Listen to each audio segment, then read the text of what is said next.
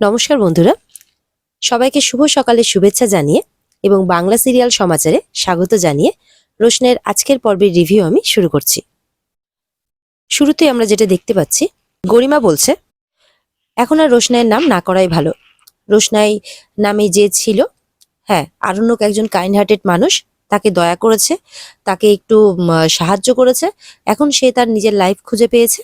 সুতরাং এখন আর আমার মনে হয় না যে তার নাম করা উচিত বা তার প্রসঙ্গে কোনো কথা বলা উচিত। আমার শুধু একটাই চিন্তা যে আরণ্যক তাড়াতাড়ি ফিরে আসুক, কারণ ওই মেয়ে লাস্ট মুহূর্তে কি করবে কিছুই বলা যাবে না, কারণ ওই মেয়ে তো আবার অনেক ফাঁদ জানে। তখন দাদুভাই বলছে যে হাজার হোক, ও তো তোমার বোন, একই বংশে রক্ত বইছে দুই বোনের শরীরে।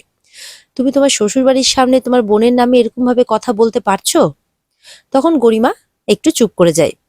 আর বাবলু বলছে একবার তোমার প্রাণ বাঁচিয়েছে বলে তুমি এরকম কথা বলতে পারছো বাবা? সবসময় রোশনাইয়ের নাম করছো তুমি।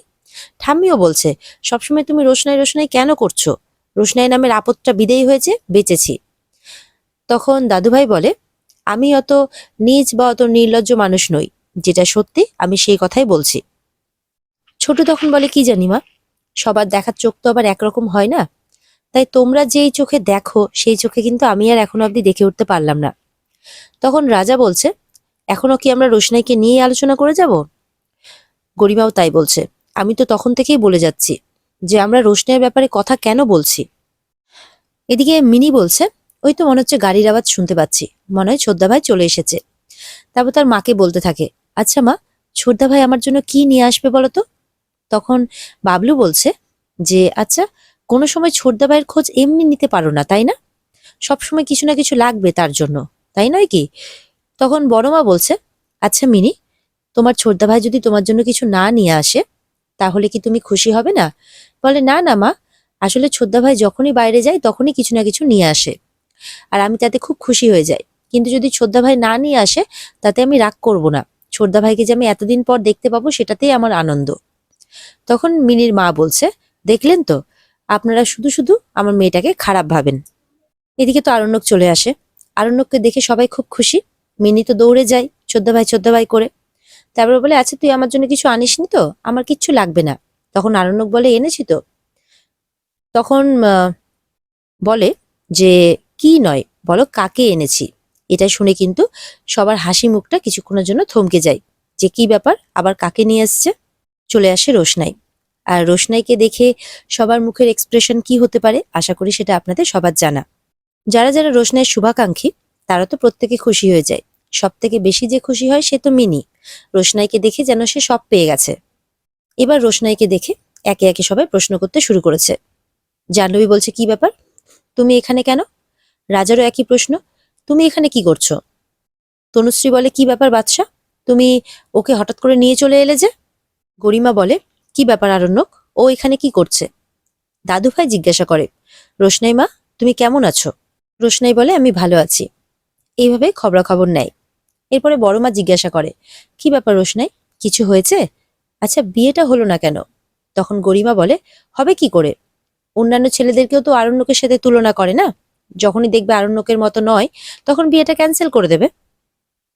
গরিমা বলছে তুমি যে আমাকে বলেছিলে আরণ্যক যে এই মেয়েটার সাথে তুমি আর কোনো সম্পর্ক রাখবে না ওখান থেকে চলে আসার পর, তাহলে তুমি ওকে এখানে কেন নিয়ে এলে? এসব কি হচ্ছে? আরণ্যক বলে গরিমা, আমি তোমাকে সবকিছু বুঝিয়ে বলছি, আমাকে শুধু একটু সুযোগ দাও। বাবলু তখন বলছে এইভাবে যখন তখন আমার বাড়িতে তুমি সবাইকে নিয়ে আসতে পারো না তোমার ইচ্ছে মতো। বাবলুর কথা শুনে দাদুভাই বলে সবসময় তুমি বাড়িটাকে আমার বাড়ি বলো না বাবলু, কারণ তুমি হয়তো ভুলে যাচ্ছ এখনো পর্যন্ত এই বাড়িটা কিন্তু আমার নামে আছে। তখন বাবলু বলে তুমি কি বলতে চাইছো বাবা, তার মানে তুমি এই মেয়েটাকে সাপোর্ট করছো, তুমি চাইছো যে এই মেয়েটা এখানেই থাকুক? তখন দাদুভাই চুপ করে থাকে। সবার বলার সাথে সাথে মিষ্টু বলছে আমি তো জানতাম যে এই আবার এখানেই ফিরে আসবে, এখানে এসে জুটবে, নির্লজ্জ বেহায়া মেয়ে একটা। মিনি তো রেগে যায় যে মিষ্টু তুই চুপ করে থাক। ছোট বলছে মিষ্টু মুখ সামলে কথা বল। তখন মিষ্টু বলে আমাকে ধমকাবে না। তখন ছোট বলে তুই হয়তো ভুলে যাচ্ছিস যে এখানে এখনো অনেক মানুষ আছে যাদের রোশনাইকে নিয়ে কোনো আপত্তি নেই। গরিমা বলে যে আমার মা আমাকে বলেছিল, বারণ করেছিল, কিন্তু আমি তোমাকে বিশ্বাস করেছিলাম, আর আমি আমার মায়ের এগেনস্টে ফাইট করেছি। আর তোমার মুখ চোখ এরকম দেখতে লাগছে কেন? তখন আরণ্যক বলে, কেমন? বলে, মনে হচ্ছে যেন তুমি খুব অসুস্থ, সারা রাত ঘুমোওনি নাকি? আরণ্যক চুপ করে থাকে। গরিমা বলে, এবার কিন্তু আবার ধৈর্যের বাঁধ ভাঙছে। গরিমা বলতে থাকে, আবারও তুমি আমাদের মাঝখানে এনে এই মেয়েটাকে ফেললে। তখন আরণ্যক বলে, আমি তোমাকে বুঝিয়ে বললে তুমি সবটা বুঝতে পারবে গরিমা। বলে, আমি আর কোনো কিচ্ছু বুঝতে চাই না, আমার যা বোঝার বোঝা হয়ে গেছে। বাবলু বলছে, এত কিসের কথা থাকতে পারে তোমার এই মেয়েটাকে নিয়ে? হ্যাঁ। তনুশ্রী বলছে, তোমার শিক্ষা হয় না বাদশা? তুমি এত কিছুর পরে ওই মেয়েটাকে আবার এখানেই নিয়ে এসেছো। এইভাবেই সবাই বাড়িতে আপত্তি জানাতে থাকে। রোশনাই চুপ করে দাঁড়িয়ে থাকে, তার কিছু বলার নেই, কারণ সে তো এখানে ফেরত আসতেই চায়নি। সে শুধুমাত্র তার স্যারজির কথা রাখতে এই বাড়িতে এসেছে। এরপরে একের পর এক আপত্তি আসার পর আরণ্যক বলে যে, আমাকে তোমরা বলার সুযোগটা তো দাও। যে ছেলেটার সাথে ওর বিয়ে ঠিক হয়েছিল, সেই ছেলেটাকে যখন সত্যিটা বলতে যাবে আরণ্যক, তখন রোশনাই এসে কথাটা ঘুরিয়ে দেয়। বলে যে সেই ছেলেটা আমাকে বিয়ে করতে চায়নি, সেই জন্যই সমস্ত পাকা কথা হওয়ার পরও বিয়েটা হয়নি। আরণ্যক বুঝতে পারে যে যদি সত্যি কথাটা বলে দেওয়া হতো, তাহলে সবাই তো আরণ্যককে অ্যাটাক করতো, তার সাথে রোশনাইকেও। সেই কারণেই রোশনাই আরণ্যককে বাঁচানোর জন্য এই কথাটা বলেছে। তাই মনে মনে ধন্যবাদ জানাচ্ছে আরণ্যক রোশনাইকে। বন্ধুরা, আমাদের আরো অন্যান্য সিরিয়ালের আপডেট পেতে আমাদের স্ক্রিনের উপরে আই বাটনে ক্লিক করো, তাহলে খুব সহজেই আমাদের নেক্সট সিরিয়ালের আপডেটগুলো তোমরা পেয়ে যাবে। এবার আরণ্যক সবাইকে বোঝাচ্ছে যে ওখানে আসলে এতই পুলিশ প্রোটেকশন ছিল যে ছেলেটা ভয়েই পালিয়ে গেল। সে পুরো ফ্ল্যাট ওখানে কি করবে কিছু বুঝে পাচ্ছিল না। সে ভাবছিল যে হয়তো তার সাথে বিয়ে হলে রাজেশ তাকে ছাড়বে না। এবার আমি কি করতাম? আমি কি রোশনাইকে সেই মুহূর্তে একা ফেলে চলে আসতাম? সেই জন্যই কলকাতায় নিয়ে এলাম। তখন আরণ্যকের কথাটাকে আবার ঘোরানোর জন্য রোশনাই বলে, আসলে স্যারজি বললেন যে কলকাতায় যখন এসেই পড়েছো তখন আমাদের তো বিয়ে, তো আমাদের বিয়েটাকে এনজয় করেই যাও, এতে তোমাদের গরিমা দিদিও খুব খুশি হবে, বাড়ির সবাইও খুশি হবে। তারপর তো আমি মুম্বাই চলেই যাব, তো ওই জন্য যাওয়ার আগেই স্যারজি বললেন আর কি বিয়েটা এনজয় করেই যেতে। তনুশ্রী তখন বলছে, ঠিক আছে, তাহলে যখন মুম্বাই চলেই যাবে তাহলে না হয় বিয়েটা এনজয় করেই যাক। রোশনাই বলছে, গরিমা দিদি, তোমার যদি কোনো আপত্তি থাকে তুমি বলতে পারো, আমি এখনই চলে যাব। কিন্তু তনুশ্রী যেহেতু বলে দিয়েছে, আর গরিমা কিন্তু কিছু এখন বলল না। বাবলু বলে যে আমি কিন্তু তবুও এই ধরনের মেয়েকে বিশ্বাস করি না, তাই থাকছে থাকুক, বিয়েটা এনজয় করবে করুক, কিন্তু আমি একটা কাগজ বানাবো যেখানে লেখা থাকবে যে তোমরা দুজনের মধ্যে কেউই এই বিয়েটাকে মান্যতা দাও না। সেখানে ক্লিয়ার ভাবে লেখা থাকবে যাতে এই বিয়েতে আর কোনো বাধা না আসে। এটাই হচ্ছে শর্ত, আর এই শর্তটা মানলে তবেই আমি রোশনাইয়ের এখানে থাকতে দিতে পারবো। এই কাজ করতে 2-3 দিন সময় লাগবে, আর তোমাকে কিন্তু সই করতে হবে, রোশনাইকে বলে। রোশনাই তখন বলে, নিশ্চয়ই করব, এই বিয়েটা প্লিজ এবার বাতিল করে দিন। আরণ্যক তখন রোশনাইয়ের দিকে তাকায়। রোশনাই বলে, এই বিয়েটা না আমি মেনে নিয়েছি না স্যারজি, যেই সিচুয়েশনে পড়ে বিয়েটা হয়েছে তাতে তার কোনো মান্যতাই থাকে না, তাই আপনারা যেখানে সই করতে বলবেন আমি অবশ্যই সই করে দেব। এরপরে মিনি আবারও ছুটে আসে, না তুই কোথাও সই করবি না, এই সই করলে তুই আবার বাড়ি ছেড়ে চলে যাবি, আমি তোকে কোথাও যেতে দেব না। তখন রোশনাই আবার বোঝায়, মিনি, যখন বড়রা কথা বলবে তখন তার মাঝে এসে কথা বলতে নেই, তোমাকে আমি এর আগেও বলেছি না। গরিমা রাজা বলে, ঠিক আছে, তাহলে তো কথা হয়ে গেল। রাজা বলে, এই সমস্ত বিয়ের সিচুয়েশন কেটে গেলে তারপর তুমি কি করবে? রোশনাই বলে, আমি মুম্বাই চলে যাব। আরণ্যক তখন গরিমাকে বলছে, তাহলে গরিমা, তুমি সবকিছু বুঝতে পেরেছো তো আমি কেন এমনটা করেছি? ও তো তোমার বোন হয়, তোমার বিয়েতে থাকার এইটুকু অধিকার তো ওর আছে, তাই নয় কি? গরিমা চুপ করে থাকে, কোনো কথা বলে না। গরিমা বলছে, আন্টি, ও যখন এসেই পড়েছে তখন আমার বিয়ের সমস্ত রিচুয়ালসে ওকে ইনভলভ করাও, আর ও আমাদের বাড়িতেই থাকবে।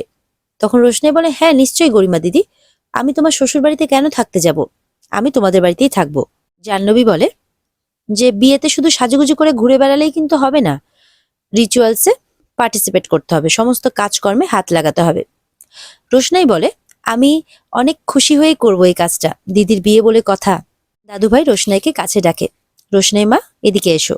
রোশনাই তখন যায়। দাদুভাই আশীর্বাদ করে যে দেখো তুমি অনেক বড় হবে, অনেক নামডাক করবে, আমার আশীর্বাদ সবসময় তোমার সাথে থাকবে।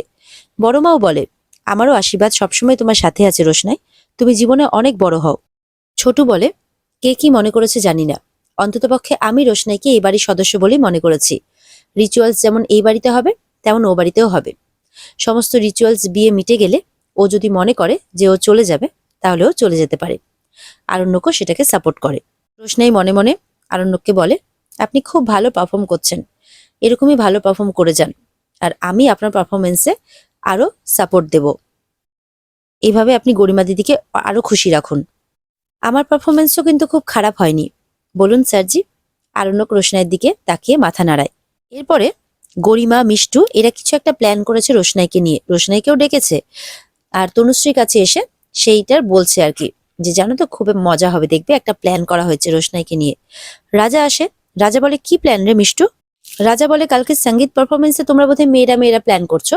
জাহ্নবী বলে, না, মেয়েরা ছেলেরা সবাই থাকবে, এমনকি ডান্স গ্রুপকেও ডাকা হয়েছে, আর একজনকে আমি মুজরো করার জন্য ডেকেছি। বলে, মুজরো? কাকে? বলে, ওটা একটা সারপ্রাইজ। তখন রোশনাই আসে ঘরে। রোশনাইকে বলে, তোমার দিদির বিয়ে বলে কথা, তোমাকে কিন্তু কালকে নাচতে হবে। বলে, হ্যাঁ হ্যাঁ, আমি আনন্দই পাবো, আমি ডান্স করব না কেন?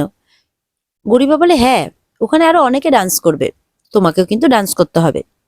এবার দেখা যাক রোশনাইকে নিয়ে তারা কোন ডান্সের প্রোগ্রাম করেছে আর কি, মানে প্ল্যানিং করেছে। এমন নয় তো যে সেই মুদ্রটা সে রোশনাইকে দিয়েই করাবে জাহ্নবীরা? দেখাই যাক কি হয়। রোশনাই তো ব্যাপারটাকে খুব ভালো মনেই নিচ্ছে। তনুশ্রী বলছে, অনেক হাইফাই লোক আসবে কিন্তু, দেখো মুখ পুড়িও না যেন, ভালো করে প্র্যাকটিস করে নিও। জাহ্নবীরা বলে, তুমি কত্থকটাই নেচো। রোশনাই বলে, আমি তো ছোটবেলায় কত্থকটাই নাচতাম। তো তনুশ্রী বলে, ঠিক আছে, ছোটবেলায় নাচতে, এখন না হয় বড় হয়ে নাচবে, তবে আজকে কিন্তু সারাদিন দরজা বন্ধ করে শুধু প্র্যাকটিসই করো। তনুশ্রী বলে, ঘুঙুর টুঙুর আছে তো তোমার কাছে? বলে, না আন্টি নেই। তখন জাহ্নবী বলে, ও চিন্তা করো না, আমি ঠিক নিয়ে আসবো। রোশনাই একটু হলেও অবাক হয়। এখানে আজকের পর্ব শেষ হয়ে যায়। তো বন্ধুরা, এই ছিল আজকের পর্বের রিভিউ। যদি তোমাদের ভালো লেগে থাকে তাহলে অবশ্যই পর্বকে লাইক, কমেন্ট আর চ্যানেলকে কিন্তু সাবস্ক্রাইব করতে তোমরা ভুলবে না।